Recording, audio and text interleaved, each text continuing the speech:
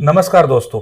Limitation act क्या कहता है? लिमिटेशन एक्ट कहता है कि अगर कोई भी केस है, फॉर एग्जांपल चेक बाउंस का ही केस है या कोई कॉन्ट्रैक्ट है वो आपका ब्रीच कर दिया, किसी ने वॉयलेट कर दिया है ना, या प्रॉपर्टी का इश्यू है, आप प्रॉपर जो टाइम फ्रेम दिया गया है लिमिटेशन एक्ट में, अगर उसके भी अंदर नहीं पहुंचे, उसके बाद पहुंचे तो उसको डिले माना जाएगा और आपका वो केस लैप्स हो गया, आपको कुछ नहीं मिलेगा।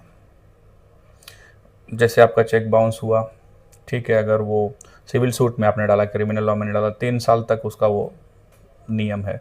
3 साल के बाद जाओगे, बोलोगे नहीं मैं डालना चाहता हूँ, कोर्ट बोलेगा कुछ नहीं मिलेगा। सिमिलरली आपका कोई कॉन्ट्रैक्ट ब्रीच किया, आप 3 साल तक सोए हैं, उसके बाद अगर वहाँ पहुँचे, कोर्ट बोलेगा कुछ नहीं मिलेगा।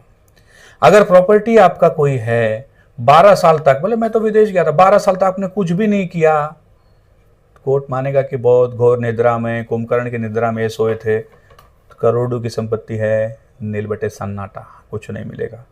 हाँ, एक चीज है, अगर आपने सफिशिएंट कॉज बता दिया कि भाई मैं कॉमा, ये फलाना मेरी परिवार का कोई कॉमा में था, मैं बहुत बुरी तरह से इलनेस में था, लकवा मार दिया, कोई ऐसा जिसको कोर्ट अपने विवेकाधिकार से, डिस्क्रिशनरी पावर से उचित मानेगी, तो पॉसिबिलिटीज है कि आपका केस ऑन बोर्ड ले लिया जाए।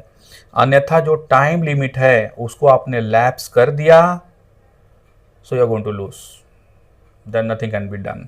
यही है लिमिटेशन एक्ट।